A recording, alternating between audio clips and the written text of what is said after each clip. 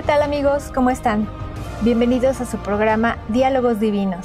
Les saludamos el doctor Salvador Tomasini. Hola amigos. Alejandro Carrega. Hola, buenas noches. Y su servidora Alejandra López.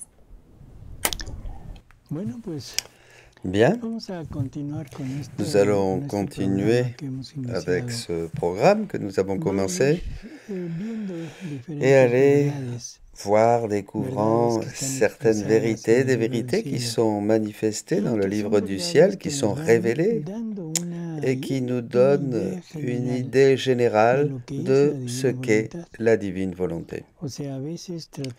Quelquefois, on essaye d'expliquer et mettre en lumière, c'est pas facile, ce qu'est la divine volonté. Quelque chose de différent et surtout cette grandeur, cette immensité de cette vie dans la divine volonté et ce que l'on peut obtenir en vivant, en étant avec elle, en vivant avec cette divine volonté. C'est incroyable. Donc nous avons choisi certaines vérités pour avoir un petit peu de lumière sur ce point, qu'est-ce que c'est que vivre dans la divine volonté. Il est vrai que beaucoup de vérités sont restées dans les écrits et nous ne les avons pas partagées, mais nous avons choisi celles qui sont les plus fondamentales, les plus élémentaires pour mettre en lumière cette base de la divine volonté. Et nous allons donc commencer, comme nous le disions dans le programme antérieur.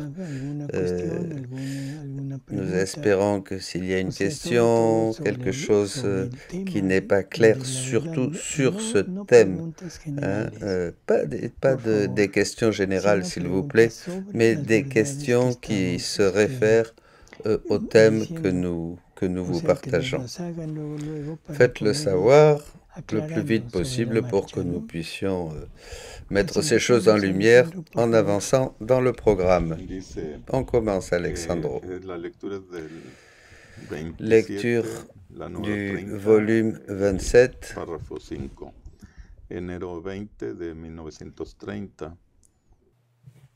Ma fille, lorsque ma divine volonté règne dans l'âme, elle assume en elle le rôle d'opération et de direction.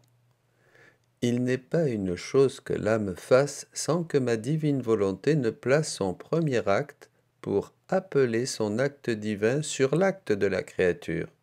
Ainsi, lorsqu'elle pense, elle forme sa première pensée et appelle toute la sainteté, toute la beauté, tout l'ordre de la divine intelligence. Et comme la créature est incapable de recevoir notre intelligence et n'a pas non plus pour cela l'espace suffisant, chaque fois que mon fiat accomplit son premier acte dans l'intelligence de la créature, avec sa puissance, il étend sa capacité afin de pouvoir enclore une nouvelle intelligence divine dans l'esprit de la créature.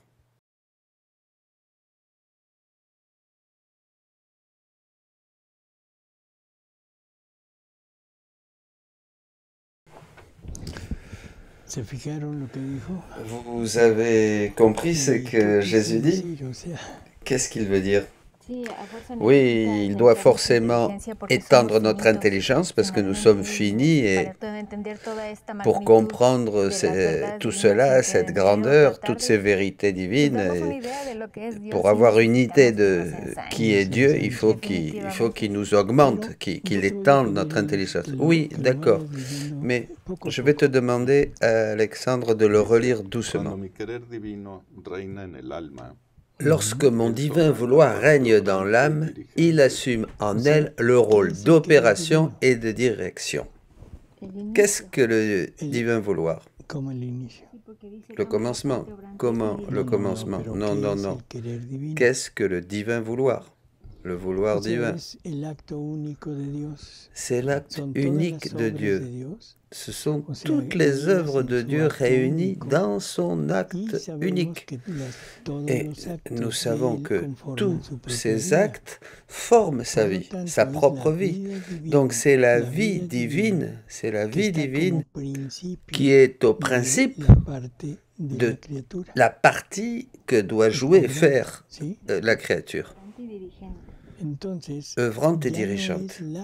Donc ce n'est plus la créature qui mène à bien son acte, mais c'est la vie divine qui se met comme au principe, comme fondement de tous les actes de la créature. Et donc, qu'est-ce qui reste de la créature? Parce que on pense parfois, il y a cette idée que la créature ne fait plus rien, quoi. Elle reste en dehors du jeu. Non, non. Qu'est-ce qui demeure de la créature? Le mouvement. Le mouvement sera toujours de la volonté humaine, viendra toujours de la volonté humaine. Vous voyez? Le début de l'acte part de la volonté humaine. Et alors, dans cette volonté humaine qui s'est dépouillée de tout ce qui est à elle, de tout ce qu'elle possède, le divin vouloir, la volonté divine, va déposer tout ce qui est à elle comme attribut de la créature, comme faisant partie des attributs de la créature. Donc, l'acte de la créature devient un acte divin grâce à la participation de cette divine volonté. Mais la volonté humaine, attention, n'est pas annulée, n'est pas en dehors. Elle coopère et elle initie, mais le divin vouloir est le fondement de tout. D'accord? Il prend la partie dirigeante, il dirige. Ce n'est pas seulement il est là, il habite dans la créature. Attention, il agit, il œuvre dans nos actes, avec nous, avec notre volonté, pour pouvoir mettre en elle tous ses attributs divins. D'accord? Continuons. No, seguimos leyéndola, ¿sí? Ah, sí, porque me quedé en la... Al principio. Dice, cada vez que hace Chaque fois que mon fiat accomplit son premier acte dans l'intelligence de la créature, avec sa puissance, il étend sa capacité afin de pouvoir enclore une nouvelle intelligence divine dans l'esprit de la créature. Attention là, chaque fois que le divin vouloir agit dans l'intelligence, non seulement il met tout ce qui lui appartient dans nos pensées, etc., mais à part cela, à part aussi le fait d'être le moteur de tout ce que nous pensons et de mettre tous ses attributs pour nous enrichir dans ce que nous pensons, pour que nos pensées deviennent divines, des pensées divines, il doit augmenter, comme disait Alexandra il y a un petit moment, il doit augmenter notre capacité pour que nous comprenions ce qui se passe, pour que nous comprenions qui est ce divin vouloir. Il ne nous laisse pas comme ça avec nos possibilités humaines, parce qu'on ne comprendrait rien. Vous comprenez? Je le répète, il nous agrandit, il nous étend, il nous augmente, dans la mesure où il travaille en nous. Et alors là, c'est très important. Tous les actes où le divin vouloir participe, c'est une croissance de plus pour nous. Dans chaque acte, nous grandissons. Au début, il dit, ma fille, lorsque mon divin vouloir règne dans l'âme. Donc, c'est d'abord le divin vouloir. Oui, ça c'est quand elle devient vie dans l'âme, dans la créature. Mais quand il s'agit d'actes, rappelez-vous que la divine volonté, la vie dans la divine volonté peut être de deux manières. Une seulement avec des actes séparés qui ne forment pas encore la vie, mais ce sont des actes divins. Chaque acte divin est complet, total, et on le donne à Dieu tout ce que Dieu peut espérer recevoir, en gloire, en amour, en louange, etc. Réparation, etc. Mais la créature reste divisée. Ces actes ne sont pas continus, ils ne forment pas une vie divine en elle, vous comprenez? Et l'autre, c'est la vie divine continue. Donc, quand le divin vouloir est continuellement œuvrant dans la créature, le résultat est celui-ci. por momentos que Ça ahorita ne marche pas, maintenant je le laisse régner, maintenant je ne le laisse pas régner, c'est un petit peu ça. Oui, c'est ça. Il agit, on agit avec, l'acte devient divin, ça augmente notre capacité, mais après vient la volonté humaine et on revient à ce que nous étions avant, quoi. Hein? Quand de nouveau nous faisons un acte dans la divine volonté, une fois de plus, à ce moment-là, le divin vouloir commence à agir en nous. Mais si nous arrêtons, ben, c'est fini, il arrête jusqu'à ce que nous faisions un autre acte.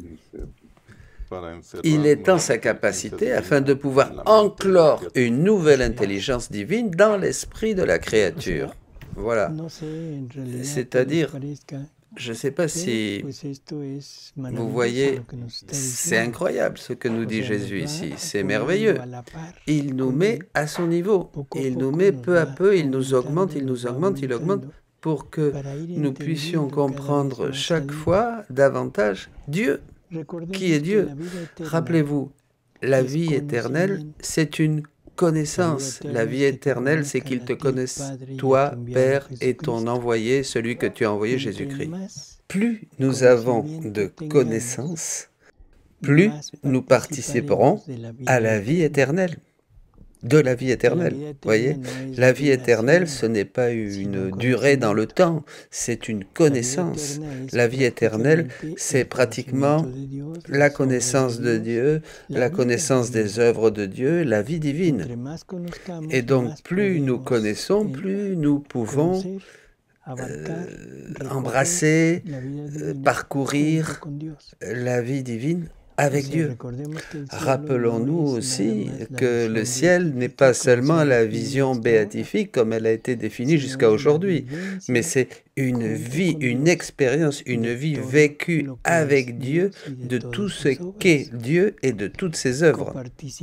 C'est une coparticipation avec lui. Nous allons coparticiper avec lui dans la création, dans l'œuvre de la rédemption, dans l'œuvre de la sanctification, en agissant avec lui puisque nous aurons en commun la même volonté. Et sa volonté, c'est celle qui fait les œuvres, qui mène et achève les œuvres. Donc si cette volonté est aussi notre vie, on peut dire que pratiquement on concourt avec Dieu à tout ce qu'il fait. Et on fait les mêmes choses que Dieu fait. Vous comprenez? En plus de cela, Jésus nous dit que la créature qui vit dans la divine volonté est la seule qui peut entrer dans les actes ad intra de Dieu, c'est-à-dire à l'intérieur de la génération du Verbe et de la procession éternelle de l'Esprit Saint. Voyez? C'est-à-dire on peut vivre ces moments en participant à cet amour divin entre les divines personnes, dans toute sa puissance, dans toute sa sainteté, dans toute sa beauté, de tout ce qu'il est, de tout ce qu'est Dieu. C'est absolument incroyable ce que Jésus nous révèle. Et cela, si quelqu'un qui est au ciel veut le vivre, même s'il n'a pas vécu dans la divine volonté sur la terre, cette personne va vivre les effets au ciel, la gloire, la joie, le bonheur des âmes qui vont vivre dans la divine volonté sur la terre. Et en arrivant au ciel, elles vont avoir cette gloire, cette joie, ce bonheur, etc. Tous ceux qui n'ont pas vécu dans la divine volonté vont jouir de tout cela, mais ils n'ont pas pouvoir dire qu'ils étaient, que ces œuvres, ils ont concouru à ces œuvres, etc., parce qu'ils ne l'ont pas fait. Ils vont jouir des effets, bien sûr, mais pas de la réalité. C'est un peu comme ici-bas sur Terre, recevoir les rayons du soleil, mais ne pas être dans le soleil. Vous voyez, c'est un peu ça. Oui. Imaginons que chaque rayon du soleil tienne des caractéristiques différentes qu'il communique. Chaque rayon communique sur la Terre. L'un, ça va être la couleur, un autre, ça sera le parfum, un autre, ça sera la force, un autre, la fertilité, etc. Et chaque rayon du soleil communique quelque chose. Vous voyez, l'âme qui vit dans la divine volonté, l'âme, qui ne vit pas dans la divine volonté, peut recevoir et profiter des rayons du soleil. Elle peut profiter de tous les rayons du soleil. Mais l'âme qui vit ou qui a vécu dans la divine volonté se retrouvera dans le soleil. Et avec sa propre vie, qui est la vie de la divine volonté, elle donnera tous ses, comme des rayons, elle donnera tous ses biens à tous les autres. Et cela sera au bénéfice de toute l'humanité. Oui, bien sûr, toute l'humanité bénéficiera de ces biens-là. Continuons avec la lecture du volume 27, 26 novembre 1929. Jésus dit, « Tout ce qui est à moi est à toi. » Mieux encore, je ne veux pas que tu me dises ton ciel, ton soleil, toutes tes choses créées. Tu dois plutôt me dire notre ciel, notre soleil, notre création. Bon, ça aussi, il faut méditer doucement. Tout ce qui est à lui appartient aussi à la créature qui vit dans la divine volonté. Toute la création est à lui. Saint Paul le dit aussi, que tout a été créé par lui, pour lui, en lui. Donc, en tout ce qui est créé, nous pouvons dire, c'est à nous. C'est à lui et à nous, parce que la divine volonté qui est le moteur de toute chose, de toute la création, de toutes ses œuvres, et aussi notre vie maintenant. Donc, nous coopérons, nous concourons avec lui dans tout ce qu'il a fait. Mais ça, c'est ce qu'il a fait lui. Maintenant, ce qui est à lui, c'est-à-dire ses attributs, sont aussi à nous. La sainteté, la puissance, la beauté, la bonté, la miséricorde, enfin, tous ces attributs sont aussi de l'âme qui vit dans la divine volonté, appartiennent à l'âme qui vit dans la divine volonté. Il n'y a pas ce qui est à toi et ce qui est à moi, tout est à nous. Sa volonté, nous l'avons dit, sa volonté est un attribut de la divinité. Ça appartient à la divinité. Bon, eh bien la divine volonté nous appartient à nous aussi. D'accord? La vie divine appartient à Jésus. D'accord? Jésus est vrai homme et vrai Dieu. D'accord? Donc, comme homme, vrai homme, en vivant dans la divine volonté, ça lui appartient. Sa divinité lui appartient. Sa nature humaine, sa nature divine lui appartient aussi. Ça, c'est à lui. Eh bien, c'est aussi à nous. C'est aussi à nous. Sa nature divine, sa divinité, tout ce qu'il est aussi à nous. Voilà. Et cela que nous partageons va à l'infini. Tout ce que nous pensons de Jésus, nous devons penser que ça fait partie de nous-mêmes. Vous voyez? Et donc, les effets aussi de tous ces actes, par exemple, la conversion des pécheurs, c'est aussi notre conversion. Notre conversion a été le jour où tu t'es converti.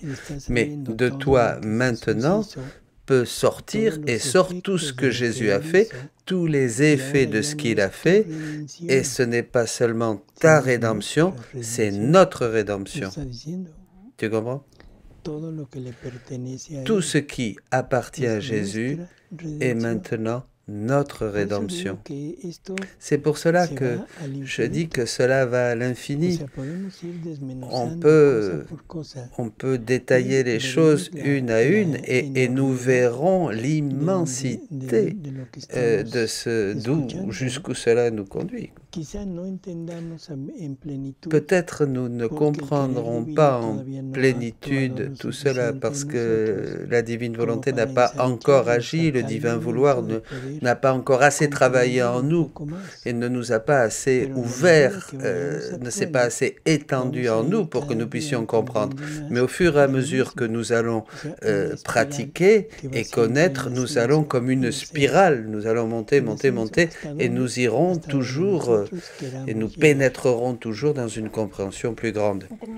Sí, por favor. Nous terminons? Sí, Oui. porque en mi voluntad divina, En fait, tú creabas dans ma conmigo. divine volonté, tu Ojo con crées eso. avec moi. Attention ici. Tú Tu creabas crées conmigo. avec moi. ¿Qué es lo que C'est ce decíamos que nous hace un disions momento? il y a très La peu. criatura La no es créature nada más n'est pas espectadora, seulement spectatrice, sino mais ahora es maintenant elle est actor actrice también. aussi. Tú Tu creabas crées conmigo. avec moi. ¿Por qué? Pourquoi? Porque es la Parce que misma c'est la même voluntad, volonté. la de C'est él la y la sienne et la nuestra. nôtre.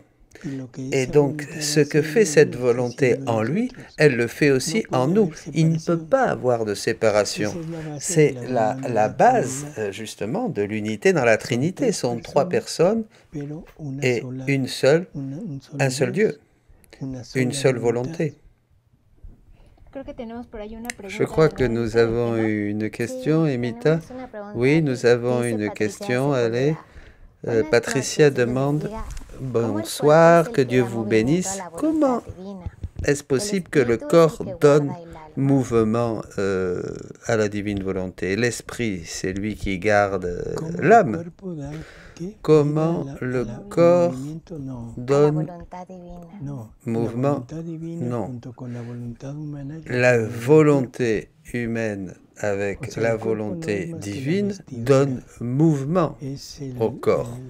el velo Le que corps, c'est cubre seulement a la le voluntad- vêtement, a c'est la le voluntad. voile qui Si es couvre, una qui voluntad cache humana, la bueno, volonté. simplemente Si el c'est une cuerpo volonté sirve humaine, le para corps sert llevar a pour cabo las acciones de mener à esa bien les voluntad actions de humana. la volonté humaine. Pero si esa voluntad Mais humana si se cette une a la volonté voluntad humaine divina, est unie à la entonces volonté el divine, à ce cuerpo moment-là, le es la corps, manifestación c'est la de manifestation, los devient actos la de la divina manifestation voluntad des unida a actes la voluntad de humana. la volonté Es al divine revés de unie como à lo la puse. volonté humaine. C'est l'inverse de Es ce que la vous dites. voluntad la que mueve C'est el cuerpo. la volonté Y qui luego met en marche le corps, qui fait agir le Pero el corps. cuerpo emite el movimiento.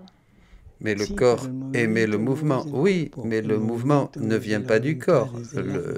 Le El mouvement efecto vient se de crea la en el volonté, cuerpo. de Sí, l'âme. pero es el efecto. Mais c'est l'effet. O sea, C'est-à-dire, ¿qué es lo qu'est-ce más qui est le importante? plus important? El movimiento, Le mouvement, la force qui court en moi, dans mon corps, pour bouger cette main et prendre cet objet, ou le fait de prendre l'objet. Qu'est-ce qui est le principal, le plus important? Le début, la force, bien sûr, parce que cette main, ce bras ne peut pas bouger s'il n'y a pas la force. Et c'est la volonté, qui est la volonté, bien sûr. Donc, dans ce mouvement, dans cet acte, si c'est la volonté humaine, voilà, c'est un acte humain. Le fait de prendre, qui a eu son commencement dans le fait de penser, et puis ensuite tout le déroulement du geste jusqu'au fait de prendre cet objet. Ça, c'est humain. Si c'est la volonté divine, cet acte ne se terminera jamais. C'est un acte qui devient éternel. C'est un acte qui contient et qui amène et qui prend toute, qui embrasse toute la famille humaine, parce que la divine volonté enferme tout, comprend tout. Elle contient Jésus, et Jésus a réparé pour tous. Il a vécu la vie de tous. Donc maintenant, nous aussi, nous avons cette vie de tous en nous, et elle se met en marche à travers mon mouvement, à travers mon acte. Docteur, on est invité à récupérer ce que nous avons perdu à cause du péché, Dieu en nous, et lui offrir nos actes pour qu'il puisse mettre tout ce qui est en lui, Dieu vraiment en nous. Hein? Tout ce qui est à lui en nous. Oui, il nous a toujours invités à cela, mais à partir de la venue de Jésus, Jésus nous propose une invitation et la sécurité que tout ce qu'il a donné à l'être humain au début, c'est à nous. Et il veut que nous le récupérions, bien sûr. Hein? Et dans la bénédiction, cette bénédiction que Jésus donnait, qu'il enseigne à ses disciples, à ses apôtres, et que maintenant l'Église nous donne, nous partage cette bénédiction. Par exemple, comme à la fin de chaque messe, l'Église nous donne cette bénédiction. Jésus dit que la bénédiction, c'est la certitude que tout ce qu'a donné le Père, le Fils et le Saint-Esprit est un acte de se donner à l'homme. Voilà. La seule chose qui est nécessaire, c'est que l'homme accepte ce don, ce cadeau de Dieu. Vous voyez ? Donc c'est juste, c'est la finalité de Jésus et la finalité de ses écrits, c'est ça, c'est de récupérer ce que nous avons perdu. Continuons. En fait, dans ma divine volonté, tu crées avec moi, et poursuivant ta vie en elle, tu t'offrais avec moi en la préservant. Par conséquent, ma fille, tout est à toi, tout est à nous.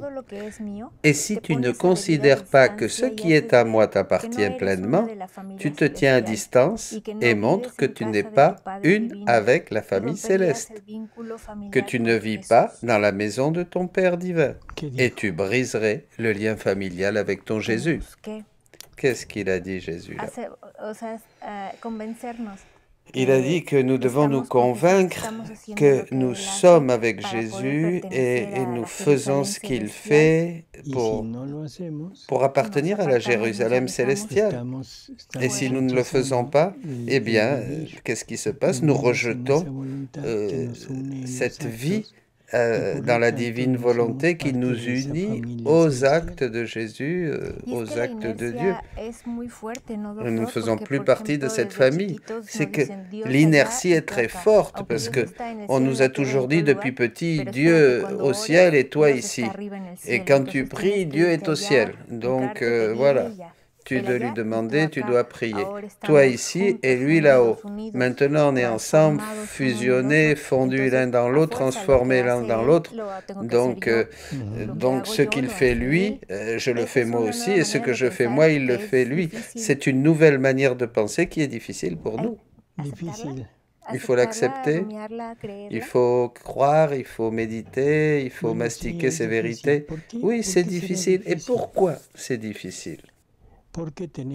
Parce que nous sommes habitués à quelque chose et nous devons renoncer à ce dont nous avons l'habitude. Et nous avons l'habitude de croire que notre volonté, notre être est libre et que nous faisons ce que nous voulons. Voyez, et nous nous sommes convertis en une espèce de centre, en centre de la moralité. Je suis le centre de ma propre vie, voyez. Je fais ce que je crois que je dois faire. Je fais ce que j'aime faire. Je fais ce que réellement est bon pour moi. Et je ne tiens pas compte qu'il y a un créateur qui me dit qu'il a des droits sur moi et que ce que je fais n'est pas nécessairement correct. Vous voyez ? C'est ça. Et cela nous conduit à rejeter totalement ce genre de vie, ce type de vie qui nous est proposé maintenant. On peut accepter un Jésus, oui, qui est venu en ce monde, qui nous a enseigné, qui a prêché, qui a souffert, qui est mort pour nous, et on le voit comme un héros national. Vous voyez, quelqu'un qui s'immole avec une finalité, etc. Mais cette finalité est très très loin d'être achevée. Jésus vient en ce monde, il s'immole, il fait la même chose qu'un héros national, mais avec l'immense différence que ce n'est pas un acte séparé de nous. C'est un acte uni à nous, avec la finalité de nous récupérer, de récupérer tout ce qui est à nous, et il le met à notre disposition. Le héros national s'offre, mais il laisse rien. Il laisse un exemple, il laisse le sacrifice, mais rien de plus. Par contre, Jésus nous laisse sa vie sa passion, et non seulement cela, mais sa vie et sa passion est continuellement en acte de se faire, de se donner en chacun de nous et pour chacun de nous, et nous devons l'apprendre, nous devons la faire nôtre, nous devons nous couvrir de cette passion pour pouvoir donner ce résultat que lui voulait obtenir de nous. Vous voyez, c'est quelque chose qui dépasse complètement l'agir humain et qui, on peut le dire, est un agir divin. C'est aussi difficile pour nous parce que cela ne nous convient pas humainement. Non, cela ne nous convient pas humainement parce que je dois renoncer à ce qui est à moi. On a toujours pensé que notre vie sur Terre est une vie où nous devons profiter au maximum et nous nous efforçons le plus possible à apprendre, à travailler, à avoir des choses et toute notre finalité se base finalement à avoir plus de choses, à avoir de l'argent, avoir du pouvoir, avoir du plaisir, etc. Mais on n'a pas compris que ce laps de temps où nous venons sur Terre pour vivre est une épreuve. C'est une épreuve que Dieu nous donne pour que nous puissions démontrer si nous sommes dignes de la vie éternelle ou pas, prouver si nous sommes dignes ou pas de la vie éternelle. Et c'est ça le point essentiel. Et comme nous devons renoncer à tout ce qui nous a précédés et centrer tous nos efforts à quelque chose, sur quelque chose qui n'est pas encore arrivé, qui va venir après cette vie que nous considérons généralement comme l'unique vie, c'est vrai que c'est un problème. C'est difficile de croire et de vouloir qu'il faut se détacher de tout pour aller là-bas. Et il faut de la foi, oui, il faut beaucoup de foi. Il faut posséder la connaissance et posséder Jésus en nous pour avoir la force suffisante de dire ça, c'est secondaire et je vais m'occuper de ce qui est le plus important, c'est-à-dire la vie éternelle.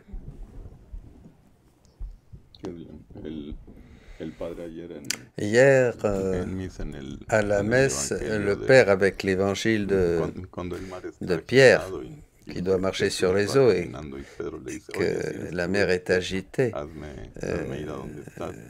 permet que je vienne jusqu'à toi, viens. Elle lui dit Jésus, et le Père disait que il est sorti de la barque, oui, et il croyait en Jésus, oui, mais quand il a commencé à marcher, il n'a pas cru en Pierre, il n'a pas cru en lui, il n'a pas cru en lui, il n'a pas cru en Pierre. Et ça, c'est ce qui se passe, Jésus nous invite, ça c'est à nous, venez, mais nous croyons pas capables de. Oui, c'est ça. Mais je crois quand même que Pierre n'a pas cru Jésus, n'a pas cru ce que lui disait Jésus.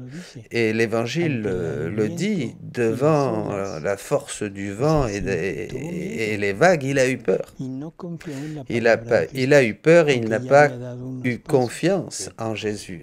Il n'a pas cru en sa parole. Et c'est ce qui se passe avec nous aussi. Nous ne nous confions pas à Jésus, nous ne croyons pas sa parole. Jésus nous dit, regarde, cette vie, c'est seulement une épreuve. C'est comme quand tu vas à l'école. La finalité, c'est pas l'école. La finalité, c'est sortir de l'école et obtenir un métier, quelque chose qui te permette de travailler et d'avoir une vie mieux qu'à l'école. Si tu ne crois pas cela et que tu veux rester absolument crispé sur l'école, vont se former des fossiles. Des fossiles. Ces personnes qui s'accrochent, qui se crispent sur quelque chose et qui trouvent leur plaisir, leur désir d'être là et de devenir un peu ceux qui dirigent les étudiants, ceux qui génèrent des mouvements, ce sont des fossiles inutiles. Totalement inutiles, qui ne sont bons ni pour eux-mêmes, ni pour les autres, voyez. Et enfin, à la fin de tout, ils n'arrivent même pas à obtenir leur finalité parce qu'ils vont nécessairement arrêter et ils n'obtiennent pas non plus le titre qu'ils voulaient avoir. La vie, c'est une école. En qui je dois croire? En Jésus, et avoir suffisamment de foi et d'intérêt. Il me dit que je peux, je peux. Il y a un exemple dans Maria Valtorta des pasteurs. Les pasteurs qui ont vu Jésus quand il était bébé à la crèche. Et ces pasteurs ont été ravis de l'avoir vu, hein, de l'avoir servi durant quelques jours juste, vous voyez. Ensuite, la famille divine s'en va en Égypte, et puis après ils reviennent, mais pas au même lieu. Et les pasteurs sont restés 30 ans avec ce souvenir de Jésus. Ils ont été persécutés, ils ont été moqués, etc. Et il y en a un qui est paralytique. Il est dans une chambre misérable, il vit de mendicité, il ne peut même pas bouger. Et un autre pasteur que Jésus avait retrouvé et qui maintenant le suivait, faisait partie de ses disciples, le conduit à ce pauvre Jonas paralysé. Et Jésus lui dit, « Jonas est là ?» « Oui. » Et dis-lui qu'il vienne. Je le veux le voir. Et donc, ce dernier, sans réfléchir ni penser, va le voir et lui donne la nouvelle que le maître est là. Il se met tout joyeux et l'autre lui dit, le maître dit que tu dois venir le voir. Il se met à penser un petit moment et sans trop réfléchir, il se lève du lit, il se met quelque chose dessus et il est parti en courant. Qu'est-ce que c'est ça? La foi, c'est la foi. Il a dit de venir, donc je peux venir. C'est cette foi qu'il nous faut. Il faut croire Jésus. Si Jésus dit à Pierre, viens, Pierre doit être convaincu que si Jésus lui dit, peu importe le vent ni la mer, il n'a pas cru en Jésus, c'est ça, il a eu peur. Et la peur l'a paralysé, la foi est partie et il est tombé. Vous voyez, c'est comme ça. On continue. ¿Es la misma lectura de la continuación? A la continuación es el párrafo 5. Sí, pero ya es la fecha que dijiste de noviembre 26 de 26 novembre, lectura, la même lecture, lectura 16. volume 27. Dice, ahora, tú debes saber que Tu dois donc savoir que c'est la grande différence entre celle qui vit dans notre divin vouloir et celle qui, résignée et suivant les circonstances, fait notre divine volonté. Pour la première, ce sont des vies divines qu'elle nous offre par ses actes. Attends, ça c'est un autre point très très intéressant. Chaque acte que nous faisons dans la divine volonté, Jésus nous dit que la divinité est dans un acte continu de générer des êtres semblables à lui. Voyez? Donc, si la divinité agit tout entière, bouge, est en action, ce qui se passe, c'est qu'elle fait une vie, elle génère une vie semblable à elle. D'accord? Si cette divinité maintenant agit dans les actes de la créature, donc chaque acte de la créature qui met en mouvement toute la divinité va générer aussi une vie divine. Chaque pensée, chaque mouvement, chaque clignement des yeux, chaque pas, chaque respiration, etc. Et tout le reste. Vous voyez, ce sont des vies divines complètes, nouvelles avec de nouveaux attributs, avec de nouvelles beautés, etc., que la créature génère avec ses actes, par ses actes. Et maintenant, qui lui appartiennent. Des vies divines qui appartiennent à la créature. Vraiment, bon, je ne sais pas quoi dire. Ça nous fait réfléchir toutes ces choses.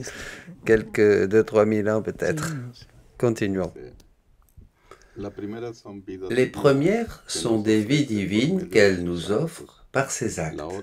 L'autre, en agissant, enferme les effets de notre volonté et nous ne sentons pas notre propre force qui nous ravit dans ses actes, mais seulement les effets. C'est-à-dire dans la créature qui ne vit pas dans sa volonté. Et attention, nous disions que Dieu vit en tous et en chacun. Tu veux relire, s'il te plaît?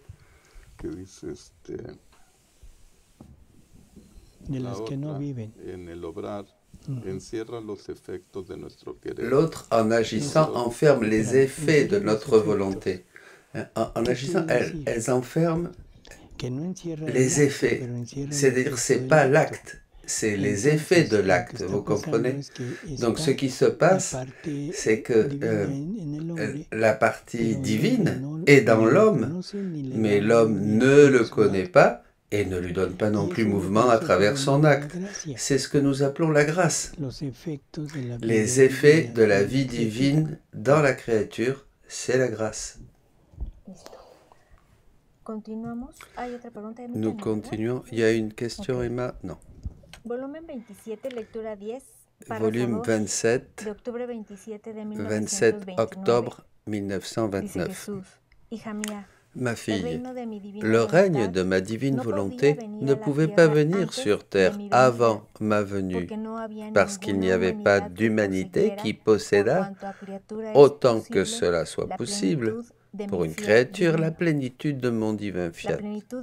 Et sans cela, il n'y avait aucun droit de l'accorder ni à l'ordre divin, ni à l'ordre humain. Mais avec ma venue sur la terre, le Verbe divin s'est revêtu de chair humaine et par cela, il forma le greffon avec l'arbre de l'humanité. Mon humanité se prêta à servir de germe au Verbe éternel et ma divine volonté forma le nouveau greffon avec ma volonté humaine. C'est pourquoi tout ce que j'ai fait dans la rédemption n'est rien d'autre que préparation, arrosage et culture pour que se développe ce céleste greffon posé par moi entre les deux volontés, la volonté humaine et la volonté divine. Voilà la réponse que nous nous posons. Pourquoi cela n'est pas arrivé avant? Je crois que ce texte, ces passages sont très clairs, mais il manquerait quelque chose. Je rajouterai quand l'homme sort, quand l'homme désobéit dans le paradis, il vole Dieu, il vole Dieu, il vole le plan de Dieu, il prend son règne. Quel est ce règne? Ce règne, c'était que Dieu soit au milieu de nous pour développer sa vie au milieu des créatures. Dieu voulait développer sa vie à travers chacun de nous. Quand l'homme sort, il n'a plus la possibilité de faire cela. Donc, ce que nous devons à Dieu, c'est une vie divine. Voyez, nous avons une dette de vie divine. Quand vient Jésus, durant tout le temps de sa vie publique, il enseigne aux apôtres la prière du Notre Père. Cette prière est fondamentale pour comprendre tout cela. Après cela, après que vienne ton règne, une fois qu'il a mentionné cela, que vienne ton règne, que ta volonté se fasse comme au ciel sur la terre, il dit « Pardonne nos dettes de vie divine ». Mais cela, il ne pouvait pas personne n'aurait pu le faire avant, puisque personne n'avait la vie divine. Personne ne pouvait payer à Dieu cette dette de toute la famille humaine, puisque personne n'avait cette vie divine en propre à lui, lui appartenant. Donc Jésus doit venir en ce monde, et comme lui, bien sûr, il a la vie divine, il prend les actes de toute la famille humaine, il les met en lui, il les refait et il les donne au Père comme un paiement de cette dette, comme le paiement de cette dette, et il donne des vies divines, la vie divine. Avant Jésus, personne n'aurait pu faire cela. Personne n'aurait pu payer cette dette. Maintenant que cette dette est payée, tout ce qui vient, tout est décompté parce que le Père a tout reçu de Jésus. Il est satisfait avec ce que lui a donné son Fils, au nom de tous. Allons au volume 24, lecture du 22 avril 1928. Jésus dit, « Ma fille, ce mal est grand, le mal est grand. Ma volonté est lumière alors que la volonté humaine est ténèbres. Ma volonté est sainteté alors que la volonté humaine est péché. » Cette vérité que nous affirme ici Jésus est très révélatrice. Nous savons que le vouloir, c'est l'acte. Donc, le vouloir humain, ce sont les actes humains. Dieu avait le plan de vivre sa vie dans la créature. Et comme nous le disions, chaque acte de la créature devait générer une vie divine qui permettrait à la divinité de pouvoir sortir de nouveaux dons, de nouveaux attributs qui seraient ces nouvelles créations, les nouveaux cieux, les nouvelles terres, etc. À partir du moment où Adam désobéit, il perd toutes les caractéristiques nécessaires, tout ce dont il avait, tout ce qu'il avait pour que cette vie divine puisse se développer en lui. Et donc, il ne peut pas générer des vies divines et la dette commence, comme nous l'avons dit. Donc, chaque acte de la créature se transforme en un acte qui est contre Dieu, contre la divinité. Et ces actes s'appellent péché. Jésus vient et dit: le vouloir humain est péché. C'est-à-dire qu'il n'accomplit pas la finalité pour laquelle il a été créé. Bien des fois, très souvent, et nous ne nous en rendons pas compte, nous pensons que les actes peuvent être bons, indifférents, c'est-à-dire pas nécessairement unis à la divine volonté, à la divinité ou avec le mal, unis au mal. Disons des actes intermédiaires, ni bons, ni mauvais. Et cela, définitivement, ça n'existe pas, c'est pas vrai. Jésus le dit clairement dans l'Évangile. Celui qui n'est pas avec moi est contre moi, celui qui ne ramasse pas avec moi disperse, etc. Il y a bien sûr cette possibilité que ces actes humains qui ont ce manque, qui ne peuvent pas accomplir la finalité et développer une vie divine en eux, peuvent être bons, même saints.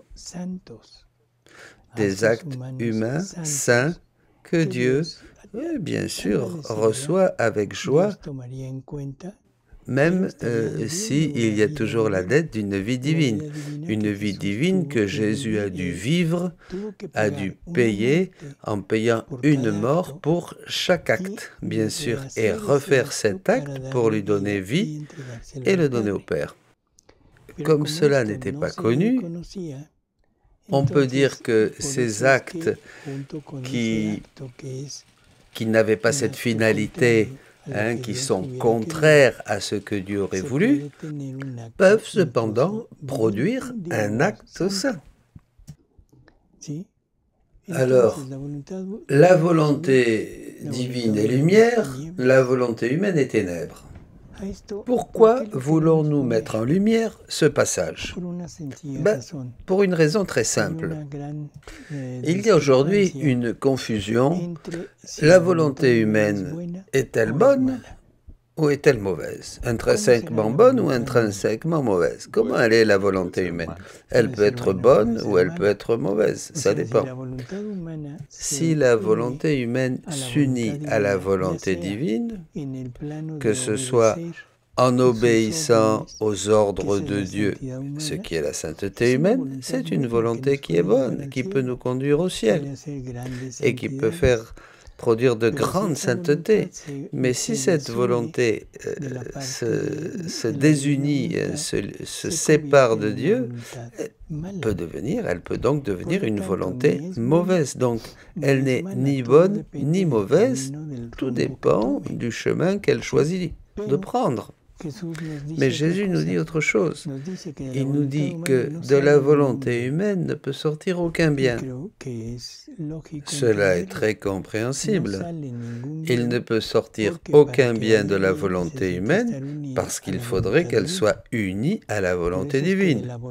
Donc, de la volonté humaine comme telle, il n'y a aucune possibilité de bien. Elle doit forcément être unie à la divine volonté, que ce soit en obéissant ou alors en vie, en ayant cette vie dans la divine volonté. Il y a une question qui dit « Bonsoir, pourquoi quelquefois on se sent très en communication avec la divine volonté et quelquefois on sent absolument, nous nous sentons complètement en dehors ?»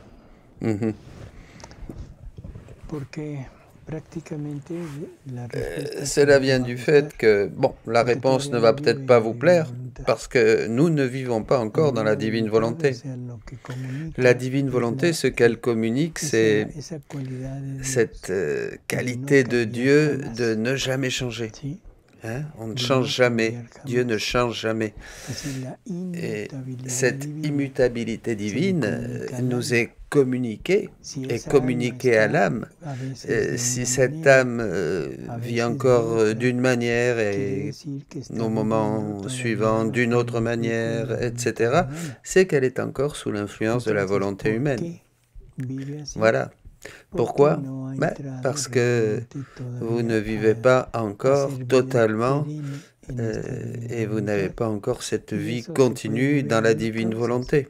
Et cela peut être dû à beaucoup de choses, hein, à votre tempérament, à vos goûts, la situation du monde actuel, mais en peu de mots, c'est ce manque, comment peut-on dire, c'est ce manque de disposition et de décision totale, complète, vraie, pour vouloir vivre dans la divine volonté. Quelquefois, nous avons l'intention, mais une intention qui n'est pas encore, qui ne prend pas toute notre volonté, qui est seulement en partie, hein, une partie de nous-mêmes. Une autre question, est-ce que c'est bien le soir avant de dormir de refaire tous nos actes de la journée pour refaire les actes que nous n'avons pas fait dans la divine volonté? Oui, bien sûr. Très bien, Emita. Des amis nous saluent? Oui. Canadá, Michigan, Morelos, Colombia, Toluca, Uruguay, Argentina, Chile, Nicaragua, Michoacán, Costa Rica, Chihuahua, Aruba, Cancún, Panamá, Israel, Veracruz, Costa Rica, California, Ecuador, Texas, Monterrey, Carolina del Norte, Honduras, San Luis Potosí, Puebla, Brasil, El Salvador y Querétaro. Muchísimas gracias, amigos. Muchas gracias, buenas noches, que descansen. Y recuerden que mañana 15 de agosto es la gran fiesta de la Divina Voluntad. Y recuerden darle like al Rappelez-vous, mettez votre je t'aime, votre like au programme pour que toutes ces vérités divines puissent se diffuser. À bientôt les amis.